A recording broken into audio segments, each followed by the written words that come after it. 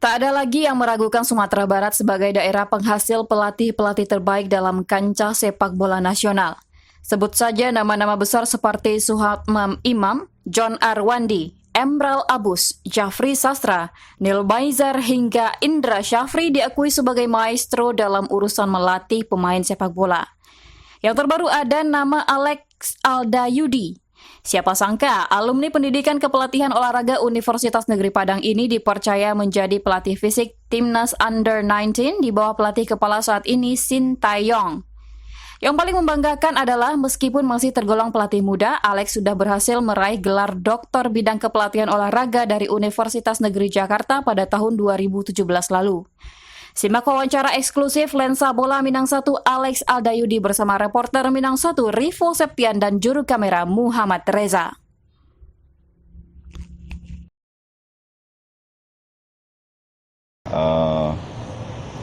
Ini diawali dari perjalanan saya sebagai pemain sepak bola. Jadi di awal muda karir itu pada usia-usia grassroots umur 5-6 tahun saya mulai latihan sepak bola di SSB Balai Baru. Jadi tinggal di Andalas Timur, itu ada 2 kali pergantian angkot di simpang Kampung Kalawi, terus nanti langsung ke Balai Baru.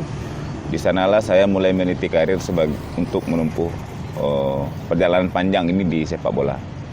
Setelah itu masuk ke PPLP Sumbar tahun 2001. Jadi dari SD, SMP di MTSN Gunung Pangilun, habis itu sekolah di SMA 3 Padang, masuk ke PPLP itu kelas 1 SMA. Jadi dari kelas 3 SMP sudah mulai latihan dengan serius, konsen terus. Tes PPLP, alhamdulillah saya diberikan kesempatan untuk menjadi siswa PPLP Sumbar. Kelas 1 SMA itu pindah ke SMA Negeri 5 Padang. Jadi di sanalah memulai karir menekuni sepak bola yang lebih mendalam dengan pelatih pertama Bapak Muslimka dan Coach Supianto. Lepas dari sana saya selesai 2003. Di dalam proses latihan tersebut tentu kita mesti mengevaluasi diri sendiri. Rasanya saya mungkin tidak bakalan bisa bermain pada levelan profesional, makanya saya menempuh pendidikan di kampus Fakultas Ilmu Keolahragaan Universitas Negeri Padang, jurusan kepelatihan. Itulah awal karir menempuh pendidikan di perguruan tinggi pada tahun 2003. Di sanalah saya menekuni selama di PPLP itu kita hanya training exercise every day dan sekolah di siang hari, nanti sore latihan lagi. Di kampus FIK UNP saya menekuni bagaimana itu melatih sepak bola sebenarnya di jurusan kepelatihan. Awal kepelatihan itu dimulai dari lisensi D. Saya ambil tahun 2007. Setelah saya lulus sarjana, saya ambil lisensi D. Setelah itu 2013 ikut AFC license di Stadion Bea Cukai Jakarta. Di sanalah saya berkumpul dengan mantan-mantan pemain Primavera dan Bareti semua. Mulai 2013 itu kita sudah menekuni bagaimana pembinaan sepak bola di usia muda. 2017 saya diberikan kesempatan oleh PSSI untuk ngambil lisensi kepelatihan B AFC license. Itu instrukturnya adalah Mr. Gopal Krishnan dari Malaysia dan Bapak Dr. Emral Abus sebagai co-instructor. Dan kemarin terakhir di 2019 saya mendapatkan kesempatan untuk ikut A AFC license. Dan sampai saat ini lisensi kepelatihan tersebut belum ada result yang resmi dari PSSI dan juga dari instruktur. Sekarang posisi saya adalah sebagai pelatih fisik Timnas U19. Jadi 2020 ini PSSI memberikan tugas kepada saya sebagai pelatih fisik Timnas U19. Sebelumnya di PSSI juga memberikan kesempatan kepada saya tahun 2018 sebagai asisten pelatih timnas sepak bola putri untuk Asian Games di Jakarta Palembang tahun 2018. Ketika saya dipanggil oleh PSSI, mungkin juga PSSI sudah melihat rekam jejak saya waktu 2018 sebagai asisten pelatih timnas sepak bola putri. Setelah itu sekarang saya di PSSI juga ditugasi sebagai instruktur physical fitness. Jadi ada kegiatan kursus B AFC license, C AFC license, ada materi yang khusus terhadap physical fitness. Saya, Pak Satya Bagja, Pak Komarudin, kita akan disebar untuk memberikan materi ini di kursus kepelatihan. Jadi itu selain saya juga memasukkan CV ke PSSI sebagai lamaran permohonan untuk menjadi pelatih.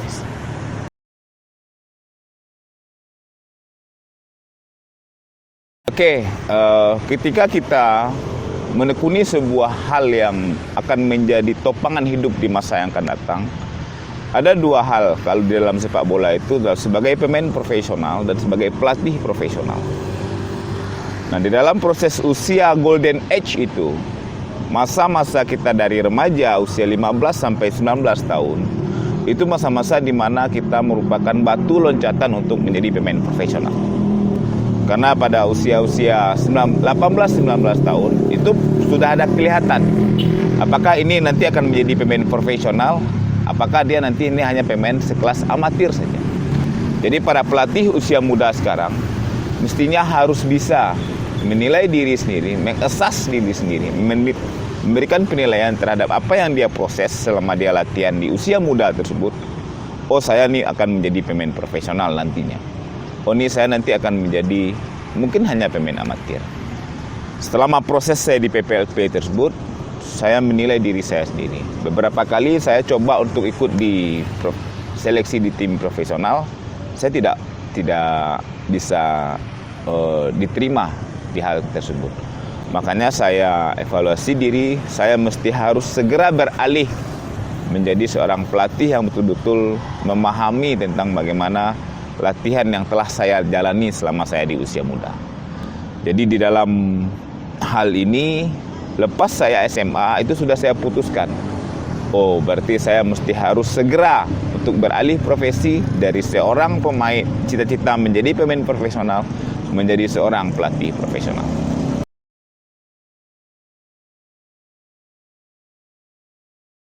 Pertama-tama saya yang menjadi the main people one in the world bagi saya adalah ayah saya sendiri. Say the name. Mention the name. Zulkifli DJ. Beliau merupakan sosok yang sangat tegas dan keras terhadap saya. Membuat saya menjadi seperti ini adalah father.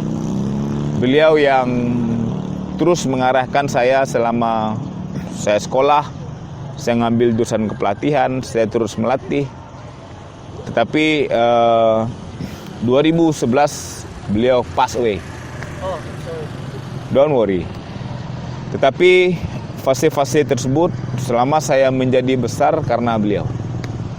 Tapi beberapa sosok di pelatih di Indonesia, salah satunya adalah Bapak Dr. Emral Abus MPD selaku instruktur pelatih PSSI yang telah dipercaya juga oleh AFC yang baru-baru ini memberikan mataran pelatih lisensi B AFC di Timur Leste. Beliau merupakan panutan dan selaku mentor di dunia kepelatihan yang saya tekuni selama ini. Ada Coach Indra Sapri, ada Coach Rahmat Darmawan. Di luar ada panutan saya ada Pep Guardiola, ada Zinedine Zidane.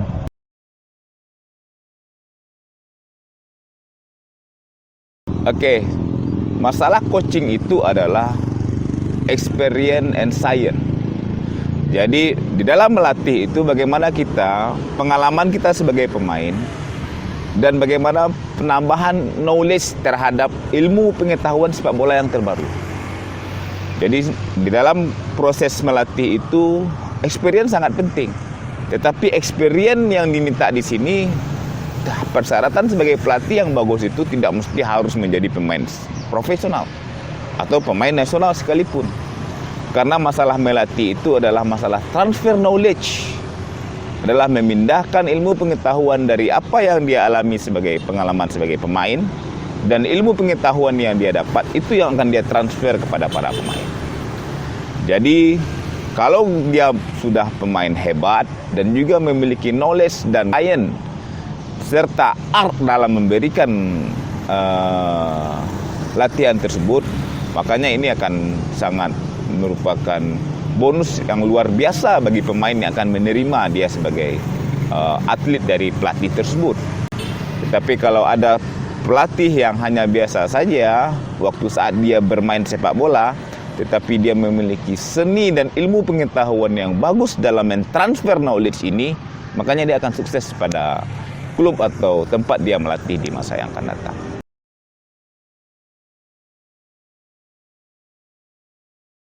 Oke, dengan kedatangan Coach Sin ke Indonesia, saya sangat apresiasi sekali dan mendapat pengalaman yang sangat besar di diri saya untuk ikut di dalam staf kepelatihan ini. Satu hal yang paling saya cermati dari Coach Sin adalah bagaimana dia sangat disiplin tentang masalah kondisi fisik dan juga dengan masalah makan. Dalam artian banyak media mengatakan bahwasannya Coach Sin orangnya perfeksionis. Saya akui memang itu betul. Ideal sekali karena memang beliau merupakan salah satu pelatih top level di Asia Timur. Di Asia mungkin juga termasuk salah satu pelatih yang sangat baik. Karena pada Piala Dunia 2018 di Rusia, dia bisa mengalahkan Jerman 2-0 dan membuat Jerman itu langsung pulang ke pagian pada Rusia 2018. Hal ini sangat menjadi perhatian yang sangat besar bagi kita sepak bola Indonesia. Dan beberapa diskusi saya dengan beliau dan staf pelatih dari Korea yang lain mengatakan bahwasanya teknik skill Indonesia itu kita sudah cukup. Dari Aceh sampai Papua, pemain kita tuh memiliki teknik skill yang sangat beragam dan itu jarang dia temui di Korea. Hal yang sangat menjadi perhatian itu adalah masalah fisik dan mental. Fisik kita sangat, katakan kemarin dia hanya sanggup main 20 menit. Satu babak maksimal. Setengah babak kedua itu, lanjutan itu main bola tapi nggak karu-karuan main bola. Dan itu memang harus kita akui. Begitulah budaya, begitulah perjalanan sepak bola Indonesia pada saat sekarang ini. Hal yang sangat penting sekali adalah masalah makan. Habit makanan kita, bagaimana pemain-pemain kita, dia sudah profesional tetapi gaya makan mesti seperti amatir. Seperti makan gorengan, jajan nggak karu-karuan di luar, beri makanan lewat online aplikasi, itu kan tidak higienis dan tidak bagus. Belum tahu apakah itu makanan itu direkomendasi untuk seorang atlet profesional atau dia tidak atlet profesional. Makanya ini mental ini yang pelan-pelan kita staf kepelatihan di tim nasional berusaha untuk merubah step by step. Berpikir kecil tapi berusaha untuk menjadi sebuah hal yang besar pada waktunya nanti. Jadi dua hal yang sangat krusial sekali dia sampaikan kepada kita adalah pertama fisik, yang kedua adalah mental. 4 komponen itu adalah teknik, taktik, fisik, mental. Fisik, teknik, taktik, dan mental. Fisik oke, teknik oke, mental oke. Dia nggak punya taktik juga kacau. Makanya 4 komponen ini mesti bersinergi. Bagaimana kita bisa berprestasi di masa yang akan datang. Overall, saya melihat Coach Sin yang pertama-tama itu adalah bagaimana dia membangun sepak bola Indonesia menjadi lebih baik. Dan dengan segala dinamika yang terjadi di sepak bola kita, masalah corona, jadwal liga, beberapa hal yang mungkin akan menjadi problem nanti di belakang, itu kita coba untuk minimalisir. Bagaimana Coach Sin bisa merubah budaya sepak bola kita yang menjadi lebih baik ke depan. Ketika budaya ini sudah menjadi bagus, itu nanti prestasi akan muncul dengan sendirinya.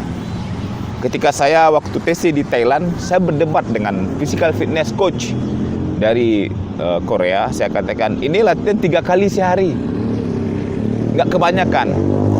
Beberapa pemain juga ngeluh ke saya, coach, ini kok latihan terlalu banyak dalam sehari. Kita latihan di pagi hari 10.30 sampai 12, 4 sore sampai jam 6. Nanti jam 9 malam sampai jam 10 malam kita juga mesti ke gym. Ada latihan weight training core upper body. Hari kedua saya debat dengan pelatih fisik. Coach, ini latihan tidak kebanyakan, saya bilang. Malah dia langsung seakan-akan nyeleneh ke saya. Di Korea orang 4 kali latihan sehari relax. Hal inilah yang menjadi pelan-pelan mesti kita rubah. Budaya weight training. Setelah kita latihan capek, sore dan pagi hari di lapangan sepak bola, yang bekerja itu adalah lower body. Pinggul, kaki, quadricep, gastro, hamstring, semua sampai ke kaki. Tetapi bagian atas sedikit terabaikan. Makanya di sesi malam hari itu kita mesti gym untuk upper body kita jadi seimbang. Pada hari itu bekerja antara bagian bawah dengan otot bagian atas. Makanya mesti terus di gym. Walaupun hanya durasi 1 jam, tetapi dia kena di sana bagaimana menjadi pemain sepak bola yang memiliki badan yang ideal.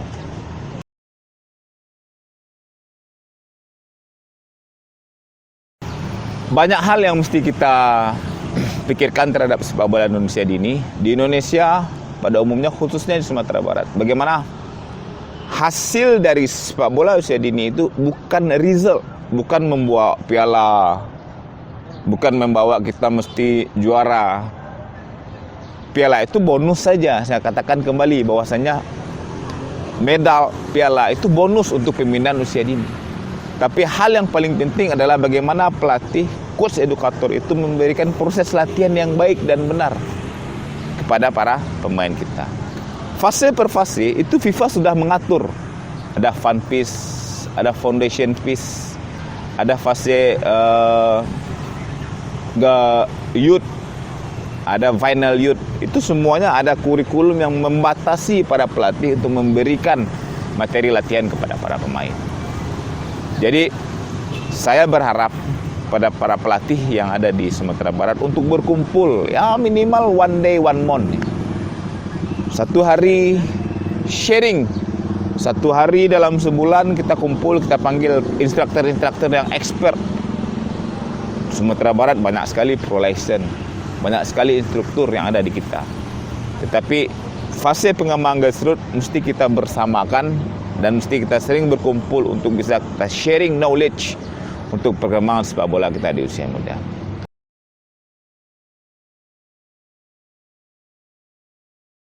Masalah sarana prasarana latihan. Bola 1 antri 40. Banyak SSB sekarang yang tidak memiliki sarana dan prasarana yang ideal. Itu kembali ke dana, masalah dana dan budgeting. Seperti sekolahan ya, perlu nggak SSB disertifikasi? Penting sekali. Tetapi di kita kan badan sertifikasi SSB ini yang belum ada. Polisi yang akan mengatur SSB ini yang belum jelas. Di Asprof, di Askap. Karena sepak bola di kita itu belum menjadi hal yang profesional, masih semi profesional. Kalau semua sudah profesional, ada sertifikasinya. Ada standar kelayakan SSB itu. Siapa direktur teknik, siapa head coach, siapa goalkeeper coach, siapa physical fitness coach. Semua ada standar-standar yang mesti dipenuhi oleh SSB. Tapi PSSI lewat EPA itu sudah mulai. Persyaratan-persyaratan untuk mendirikan sebuah akademi sudah ada. Tapi sampai ke levelan SSB, itu mesti kita kaji lagi bersama-sama.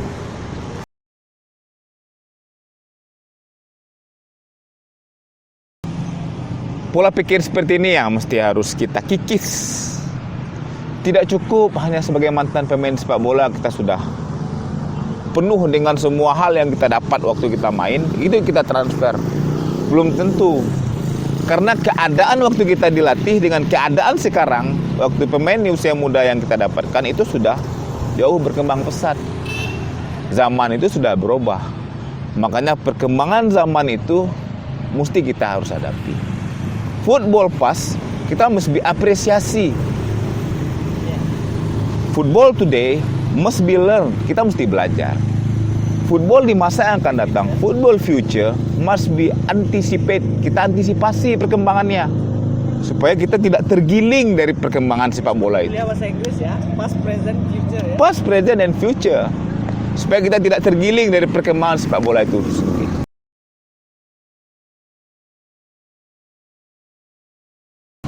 Sepak bola Sumbar, kita mesti harus berpikir dengan logika yang sehat, dalam artian kompetisi yang dilaksanakan, yang diputar oleh sepak bola di Sumatera Barat hanya resmi dari PSSI. Toh kita hanya misalnya suratin sekali setahun, Liga 3 sekali setahun. Idenya di mana gitu ya? Ide yang dari pengurus PSSI, dari sepak bola Sumatera Barat mesti harus ada terobosan-terobosan. Seperti 3 tahun belakangan ini ada Minangkabau Cup, yang itu bisa membantu sedikit menolong gairah sepak bola Indonesia, gairah sepak bola Sumatera Barat. Itu mesti kita apresiasi. Tetapi kompetisi lah yang banyak, itu yang akan membuat pemain kita itu menjadi matang. Terlepas dari dia latihan dengan baik dan benar, dan juga dia berkompetisi dengan baik. Makanya mesti harus segera dilaksanakan apakah pertandingan antar askot-askap. Kenapa tidak? Sekali seminggu misalnya. Dibagi 2 region, di region utara, region selatan misalnya. Nanti kumpul di Lapangan Merdeka, kumpul di Singaharau. Nanti sana main askap lawan ini, antar askap. 2 hari aja, nanti 2 minggu lagi kita latihan, bertanding lagi, pindah-pindah. Kenapa tidak? Itulah yang membuat pemain muda kita. Kompetisi yang termanage dengan baik. Kompetisi yang termanage dengan baik. Dan ada target. Nah, makanya pemain-pemain sepak bola Sumbar akan berkembang di sana.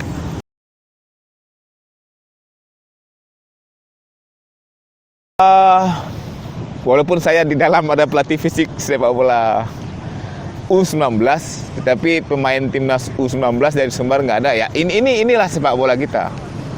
Inilah hal yang saya dapatkan dari Sumatera Barat. Bakat kita di sini bagus-bagus. Saya bisa pastikan, bisa kita dinilai bisa kita compare dengan pemain yang ada sekarang. Tetapi masalah mental tadi anak kita nggak kuat. Waktu sudah seleksi dengan pemain-pemain nasional, Sultan Ziko, Witan Sulaiman, Brave Fatari, Hernando dari Persebaya, semua udah punya nama.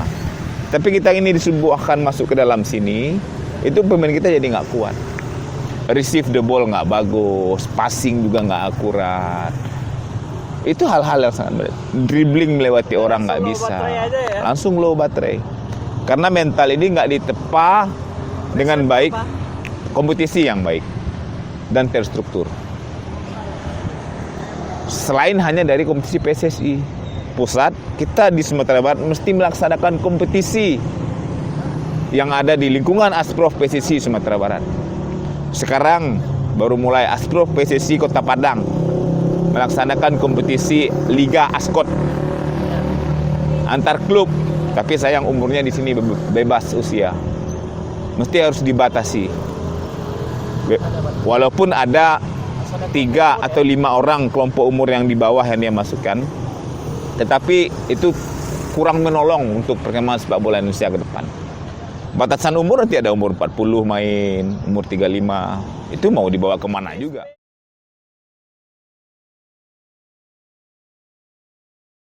Tim ini mesti harus dengan konsisten. Pengurus PSP, pemerhati sepak bola di Kota Padang melihat sebuah peluang ini. Sudah juara U15 tahun 2020. Nasional, 15 tahun bukan Golden Age. Golden Age sepak bola adalah 22-23. Nanti dia main di mana? Apakah dia masuk level SEA Games, Asian Games? Nanti masuk tim profesional.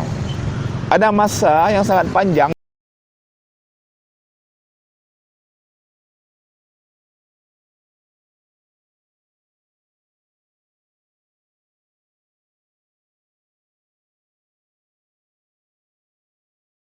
dari 15 sampai ke 23. 8 tahun proses ini mesti harus dia jalani dengan baik dan benar. Ini yang bagaimana memaintain fase-fase ini supaya dia tetap konsisten berada di level atas. Jangan dia sekarang juara, ini di bawah dia, nanti orang seperti ini. Nah, Banyak kan? orang naik dari bawah naik ke atas, dia dari atas nih turun ke bawah. Sumber kasusnya selalu seperti itu. Seperti itu. Karena kita nggak kuat dengan mental dan kita masyarakat Sumatera Barat cepat berpuas diri dari apa yang sudah dia dapat. Tugas berat. Kita euforia dengan juaranya PSP U19. Kita semua apresiasi, saya pun apresiasi. Ya. Tetapi ke depan akan sangat berat sekali tugas ini. Bagaimana supaya dia bisa juara di U17 Suratin. 2 years later, 2 tahun lagi Suratin U17. Ini juga kan orangnya, karena kan umurnya meningkat terus. Ah. Nanti apakah dia akan mensupport tim U19 Indonesia? Kalau juara Indonesia loh U15. Mestinya ini kita keep bersama-sama, kita jaga bagaimana supaya dia itu nanti berbuah pada usia-usia emas sepak bola di Indonesia.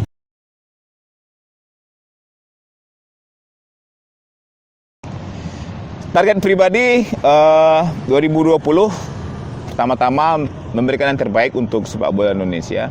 Sesuai dengan kontraknya saya dengan PSSI mulai 1 Januari 2020 sampai 1 Januari 2021. Selama fase ini akan ada AFC U19 di Uzbekistan.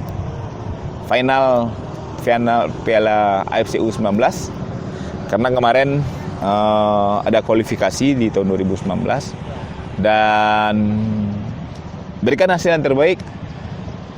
Mudah-mudahan perjalanan ini berlanjut nanti pada Piala Dunia U20 2021 yang ada di Indonesia.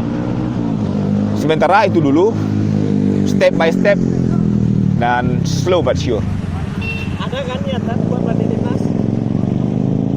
Cita-cita itu pasti ada. Kita sotong. Of course. Kita mesti harus gantungkan cita-cita setinggi langit. Tetapi pun juga kita juga tidak lalai terhadap apa yang kita inginkan tersebut. Mesti harus berusaha dan juga berdoa dari apa yang kita inginkan.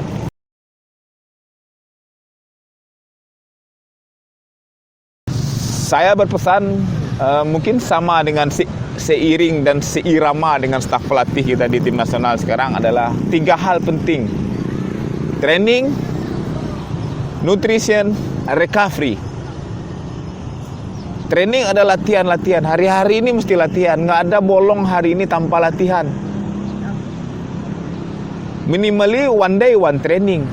Tapi lebih baik sekali every day. Lebih baik sekali sehari 2 kali, pagi sore. Tentu dengan pelatih yang terstruktur. Tentu dengan arahan dan pelatih yang baik. Setelah kita latihan, tentu kita butuh makan. Sumber energi yang kita mensupport dari proses training ini. Makan makanan yang bagus. Karbohidrat tinggi, protein yang bagus, ada suplemen, whey protein dan segala macam itu mesti dipelajari oleh pemain muda. Dari hal sedini mungkin.